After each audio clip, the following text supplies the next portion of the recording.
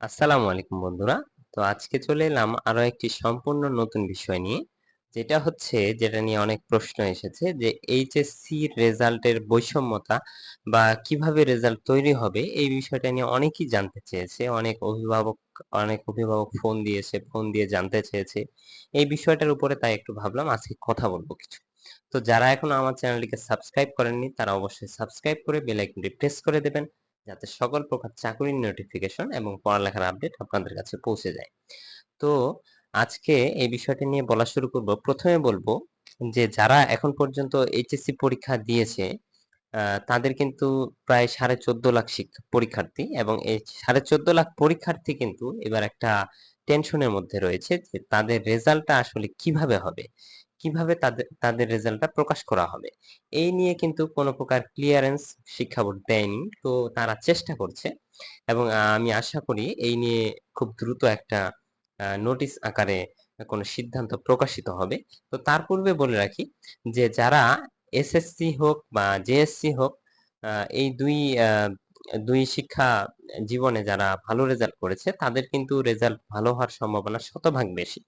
আমি একটা নিউজ আর্টিকেলে পড়েছি যে এইভাবে জেএসসি এবং এসএসসি রেজাল্ট দিয়ে তারা কিন্তু আ নতুন যে রেজাল্টটা এইচএসসি রেজাল্ট সেটা কিন্তু প্রকাশ করার চেষ্টা করছে।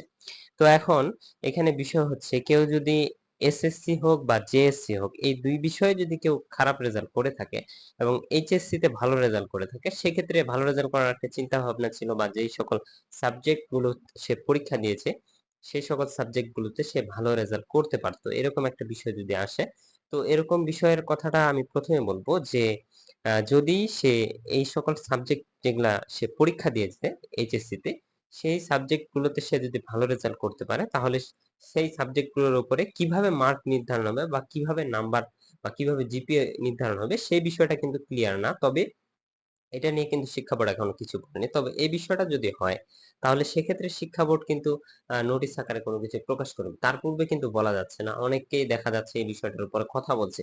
এটা নিয়ে কিন্তু শিক্ষা বোর্ড যতদিন পর্যন্ত একটা ক্লিয়ার আ নোটিশ দিবে না, ততক্ষণ পর্যন্ত কিন্তু বলা যাবে না। তাই কিন্তু এখন এই বিষয়টা নিয়ে একটা ধোঁয়াশার সৃষ্টি হয়েছে। আর আমরা জানি পূর্বে যত প্রকার এরকম সমস্যা ফেস করেছে স্টুডেন্টরা তাদের কিন্তু একটা জিনিস মাথায় রাখতে হবে যে শিক্ষা বোর্ড কিন্তু প্রত্যেকটার ক্লিয়ার একটা রিপোর্ট বা বিজ্ঞপ্তি কিন্তু প্রকাশ করবে। তাই এটা নিয়ে আপাতত চিন্তা করার কোনো কারণ নেই। কারণ যারা পরীক্ষা দিয়েছে তারা কিন্তু পরীক্ষা দিয়ে ফেলেছে। এখন কিন্তু তার কিছু করার নেই। এখন তাকে নির্ভর করতে হবে শিক্ষা বোর্ড কিভাবে নোটিশ প্রকাশ করছে এবং সেই নোটিশটার উপরে ভিত্তি করে রেজাল্টটা কিভাবে নির্ধারণ হবে এই বিষয়টার উপরে। জেএসসি, এসএসসি রেজাল্ট দিয়ে ফলাফল নির্ধারণ করা হবে। এই বিষয়টা নিয়েও অনেক ধোঁয়াশার সৃষ্টি হয়েছে।